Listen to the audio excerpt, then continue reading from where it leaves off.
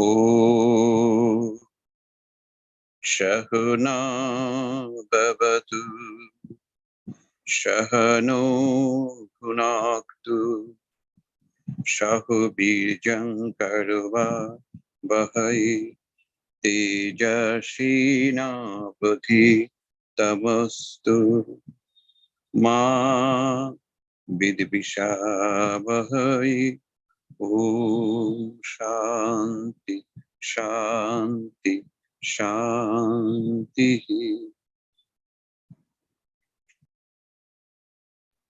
Now, Priya, please start. Thank you, sir. Please make me host. Yeah, you are the host now.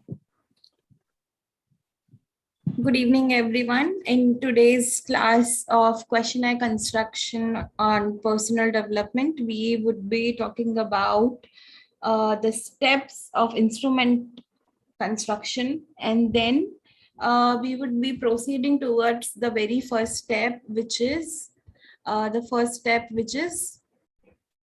how to come up with domains after doing literature review. So when we have completed some form of literature review, now our next step is to have content domain specification, and which can be done through literature reviews, interviews with relevant audience, focus group, etc.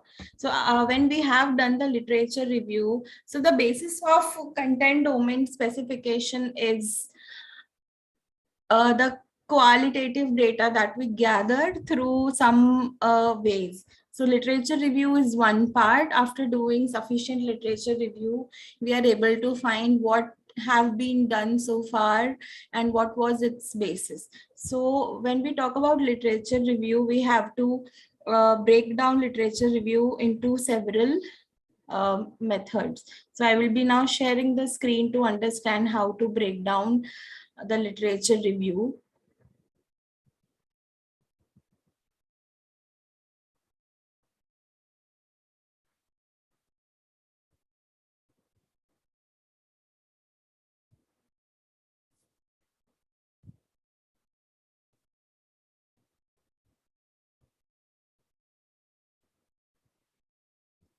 Okay, is my screen visible? Yes, it is visible. Okay, so after we have done our literature review and we have found some measures, then we have to categorize all the measures into some categories. So the first thing here is all measures. They would be divided into three parts. So the first one is which do not need any reference. Second one, which do need any reference, and the third one, which do not have any reference. So the measures or the data we have collected, which do not need any reference, which is the data which has been researched well, and it is an empirical in nature. So when it is the empirical in nature, it is well researched, has a research methodology, and has a conclusion. It has a clear-cut idea of what has been studied and what has been concluded. The demarcation is absolutely clear. The second category is which do have a reference. So the reference is measured or the reference is adapted. So the reference, sometimes the measure is referenced from an already present measure, and sometimes the measure is adapted from a measure. Sometimes suppose when I have a test of integrity in English and it is now adapted in Malayalam, Hindi, Bengali, Marathi, or in other language, or it is culturally there, but I have adapted it for my country, for my cultural space. So this is how the measure which do have a reference or which has an adapted reference. The third category, which do not have any reference, which is the concept or this concept is studied, is neither reference nor a developed measure. It is just theoretically present, or sometimes it is very new thing which does not have any basis. The phenomenon is new, so we have to study it from the scratch, we also have to find the primary and the secondary resources for the measure. So this is how we categorize our groundwork. Our groundwork is based on categorization of measures. So similarly, we would be categorizing our literature review, the data we have found, and also the tests we have found according to this category. So when you have done your literature review, you would be able to find data or some researches which would do not need any reference, such as they would have a conclusion that what integrity means, what achievement motivation means, what adaptability looks like, and it has clear-cut conclusions. Some researchers would also be having some kind of domain specific or context specific outlines. So that would be covering that. And then which do have a reference, we also have to take into consideration of various cultural aspects of any measure or adapted measure, if any test has an adapted version or context has been changed. And then if a part which is absolutely new, such as COVID-19, the COVID-19, the nCoV virus, which was there, which was new. It was a new thing, which was still being studied as it was being researched.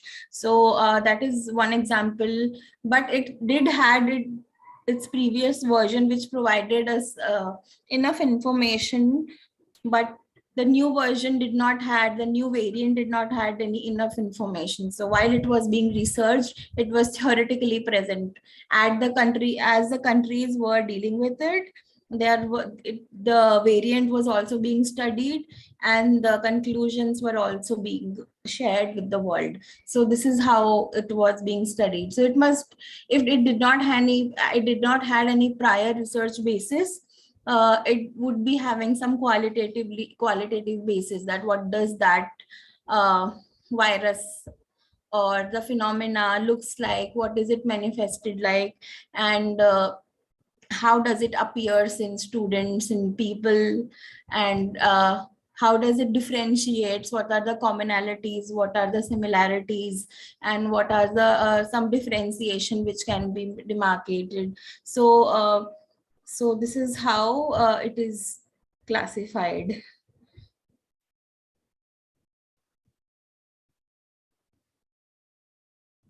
So this is how you would be categorizing your variables into these categories. Okay, so now let's go back to the 10 steps and the 3 phases in scale development.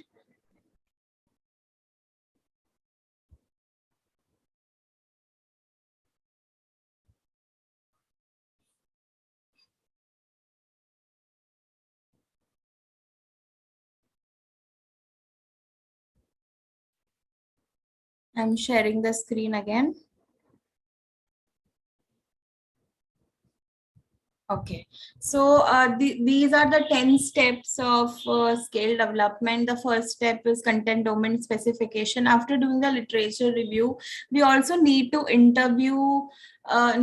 conduct some interview with relevant audience. In the previous classes, we had studied some methods to collect some data, the primary data, to come up with some basis about our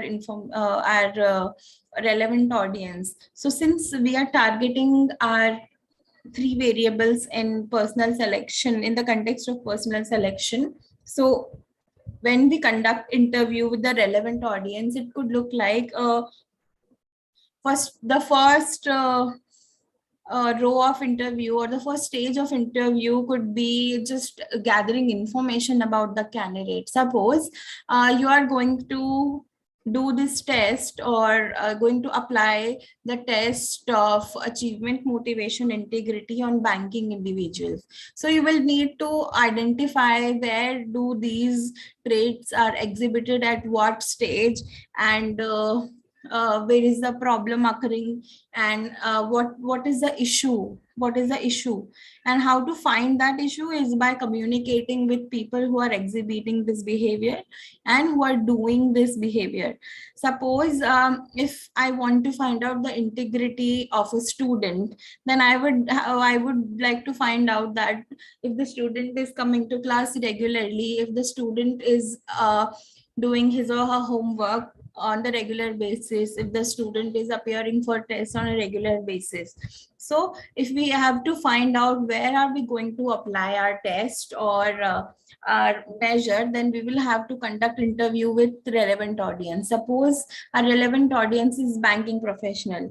In that case, we would have to interview them, interview their seniors or interview their authorities on various stages, so that we can find out, gather some information which would help us come up with our domains, what we want to study.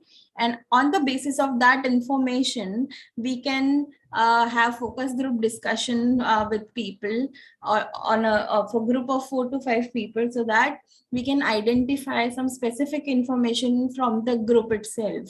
So interviews with the relevant audience, and then focus group discussion. And with all these information together, we would be able to find out what domains do we want to aim for our scale or questionnaire. Suppose we are able to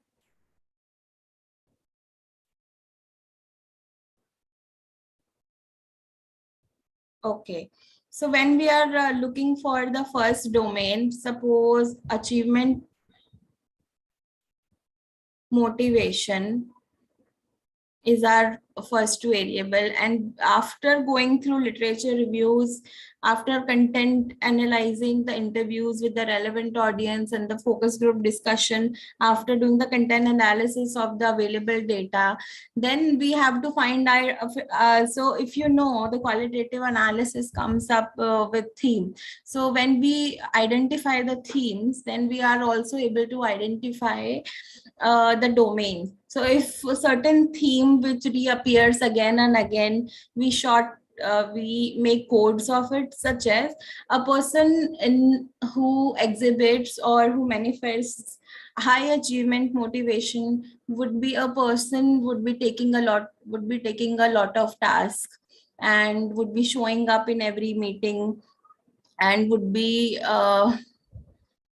taking up new challenges, would be taking up new works, and would have thought of many things uh, other than his job role. So there would be certain pattern which would look like, and we consolidate every pattern, we consolidate every theme which appears through literature review, through relevant audience, and through focus group, and then come up with a domain that a person is sir, what can we name a person or a domain where a person is very eager or keen to working? What can we name that domain?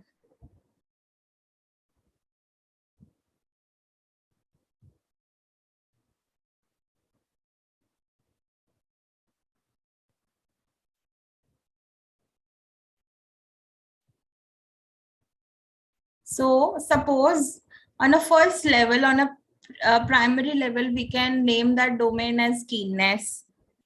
So under keenness, we can keep all those items or all those instances which appeared again and again, over and over again, in all the contents, in all the qualitative data, that a person who has a high achievement motivation would do these and these behavior.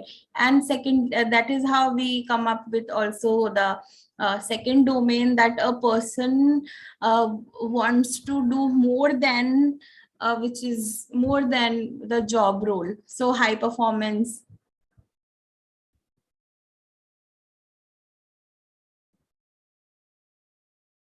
could be the second domain. So these are not final domains, but on the basis of finding some patterns, we are able to come up with certain domains. So we have to qualitatively go through the data again and again. So if you do not know how to qualitatively analyze the data, content analysis is one a technique which can be done. Thematic analysis is also one technique which can be done, so by which you can find out themes and codes. So even if you find, suppose if you find two apparent themes, which is keenness and high performance, then under those themes also you would be able to find certain subcategories. So when you are able to find certain categories, then also code them. This can only be achieved after going towards the data again and again and finding out certain patterns, and then coming back to the broader category and then putting things here. So it requires going through data again and again and finding the subcategories and the things which could apply in the subcategories. Okay.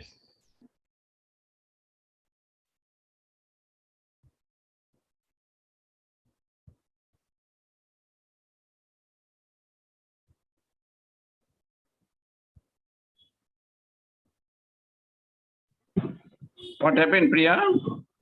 Nothing, sir. No, last voice not audible. So Voice is not audible. Am I not audible? I'm speaking. So while please you repeat. Okay, sir, I was talking about the qualitative analysis. I understand, but your voice not audible at that time. Okay, do you want me to go back to it again? One sec, please. At least the last few slides. Okay. Mhm. I'm sharing again. Sure.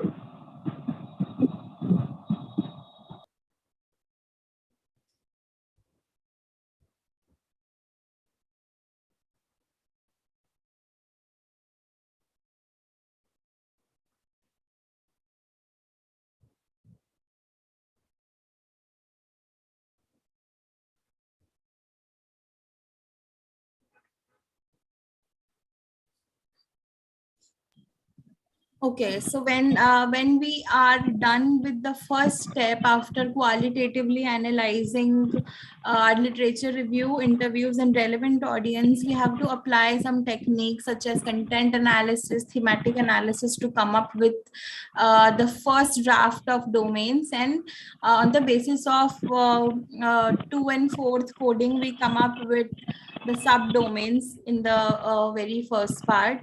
So this is basically the you are trying to do.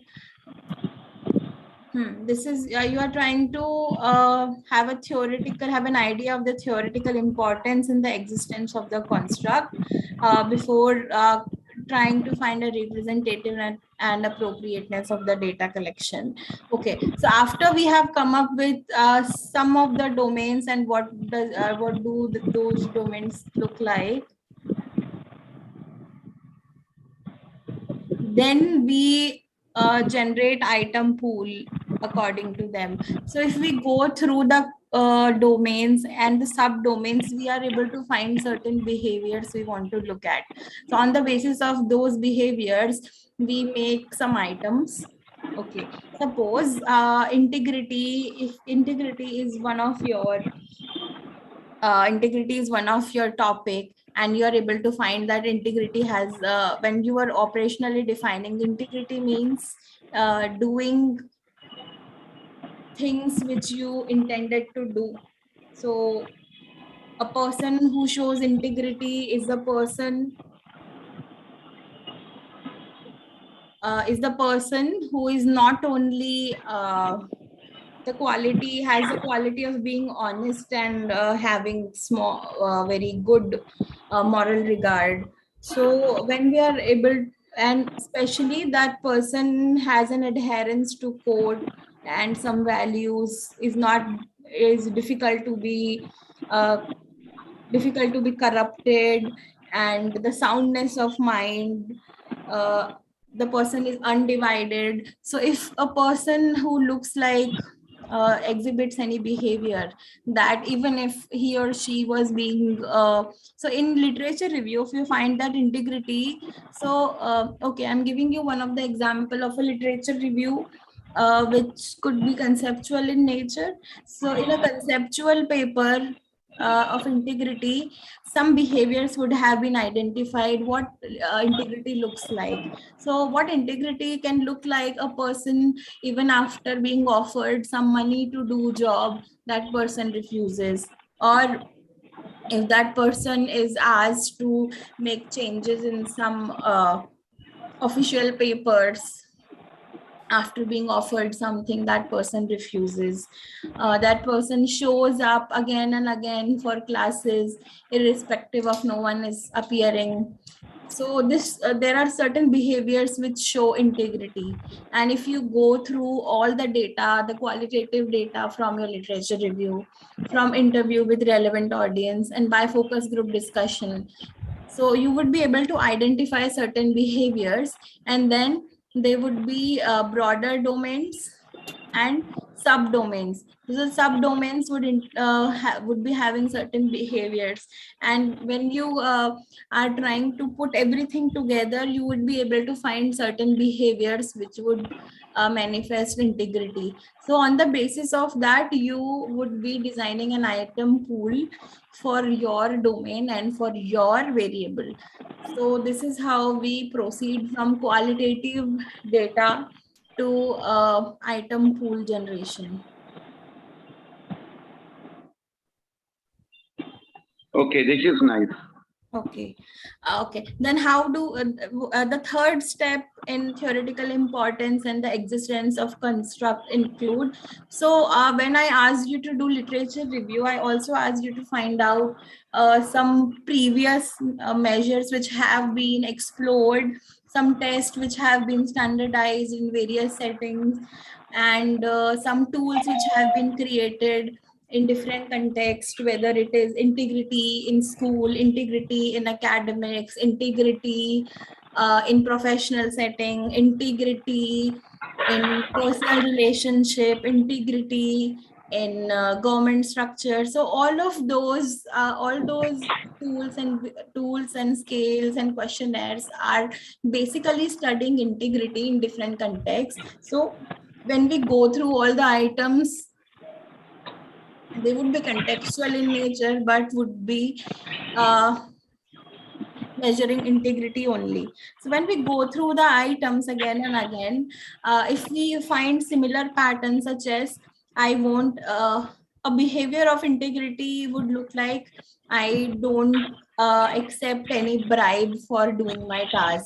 So the same item, I do not accept any bribe for doing my task, would appear differently in academic achievement. It would not exactly be bribe, but receiving any kind of informal money or amount to do a certain task. It does not have to be bribe per se.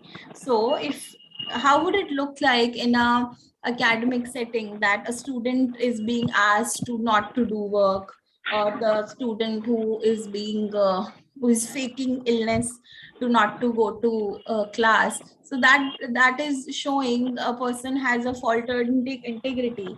But the same behavior would look different in a professional setting, that I agreed to make changes in the file even if it was a very minor one. That is a person who does not have very high integrity. So even if so all these items are showing a faltered integrity, but in different contexts. So on the basis of that, you are able to do content validity, because some previous data is there, and the previous data in form of literature review, in form of previously constructed questionnaires, and so that is how you proceed towards content validity evaluation. But this step can only be done if there is a prior information available. So in case you are able to find 5 to 10 scales of integrity, then you would be able to identify items, and you would be able to validate your items with those items which already have been standardized. But if you do not have previously done researches or previously done work on certain variable, then you will have to go to the expert judges. Suppose I am studying a phenomena which has not been studied yet. So the relevant material or the literature review, it won't be available because it is still in the primacy of its evolution. The concept is still being studied. Then how would you find out? How would you validate that what you are studying is valid enough? How do you cross check? Validity is cross checking in simple words. So you can go to the expert judges, such as if you are trying to understand a behavior such as resilience. When resilience would have been being studied, it wasn't a formal concept in psychology. What do you think? How would people identify that this is resilience, this is not? So they would be able to they should be able to go to the expert judges who know what resilience is, what resilience is not. Suppose if I'm making a questionnaire on yoga and I want to understand what yoga and what yoga is not, it is theoretically present, but a tool is not present. Then I would go to experienced yogis who can help me identify the phenomena, and on the basis of that I would be able to validate my findings from those expert judges who have the information I am researching. So this is how we are validating our content, how we are preparing the content. And then also with the relevant audience. So it can also be judges. Suppose if I'm making a new test of psychology, so who would be my expert judges? What would be the qualification of my expert judges? A person who has this or this much experience in counseling. Suppose I am trying to validate one of the new counseling methodology. In counseling intervention. So how will I validate that? I would get in touch with experts who have an expertise in counseling, and then I would describe my idea to them, and they are able to validate, yes, this is right, but this is not following the guidelines of what you are researching. So that way we are able to find out what to keep and what to omit, what follows, what broadly follows our domain, what broadly follows our topic, and what requires a little more clarification, a little more rectification, and relevant audience. Sir, can you tell a few more examples of how we can do content validity other than expert judges? Yeah, in relation with the content validity, what is important, we have to follow the Berelson's technique. Berelson's technique of the content analysis. We can follow the content analysis. And related to the construct validity, that is different. For the construct validity, we have to find out the factor structure of Yes, the sir. variable. And after that, we have to assess the convergent and the divergent validity Yes. of the factor. Mm-hmm.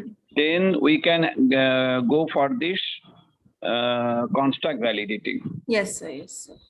But the construct validity comes later in the stages. We are still trying to construct identify the validity content. comes later, right? Correct, correct. Construct validity comes later.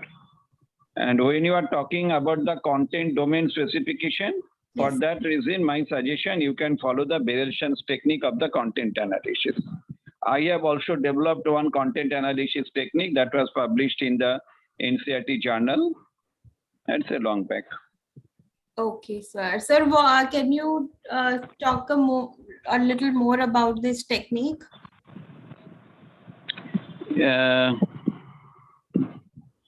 That technique involves two things. Number one,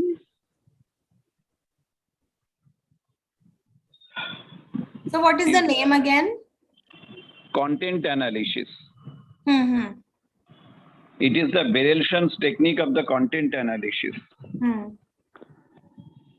At this moment, I cannot tell you on the spot, Yes, sir. but whatever the technique I developed, that I can share. Yes, sir. Yes, sir. Please share your technique.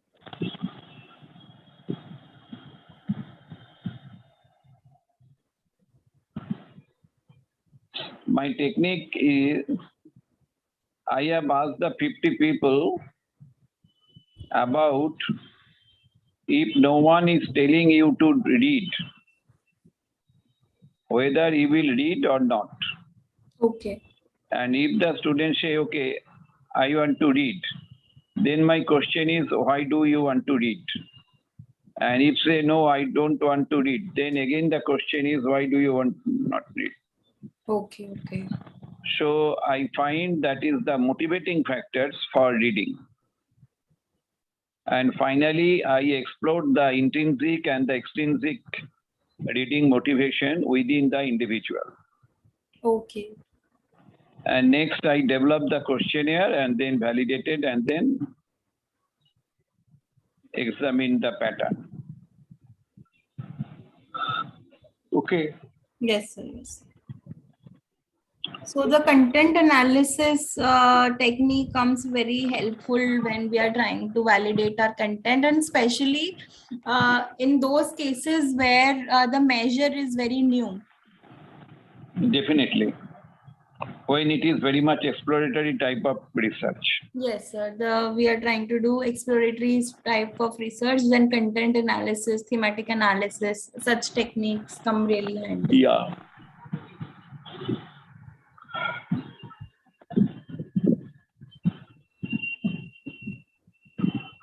Okay, thank you, Priya. Very nicely covered. Okay, so in the next lecture, when everyone is present, we would be practically doing the domain specification, and Correct. we would be coming up how to come up with some items. So we would be presenting, and we would be practically doing everything, all these steps while on the lecture on the basis of the previous information we have gathered. So this was our today's lecture. What is important, that is you can present some research paper, published paper. Yes, this sir. APA journal based paper, if you can show, that would be very much attractive. Okay, sir, I'll add it.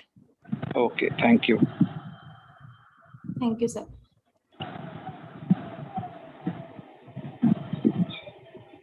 I'm leaving now. Okay, sir. So we are concluding this class. With the prayer, with the Yes, prayer. sir, with the prayer. Om Purnamada Purnamidam Purnamudachyate Purnasya Purnamadaya Purnameva Vasishyate. Om Shanti Shanti Shanti. Thank you, sir. Thank you. Please join tomorrow's program at 11. Yes, sir. And motivate your students. Yes, sir.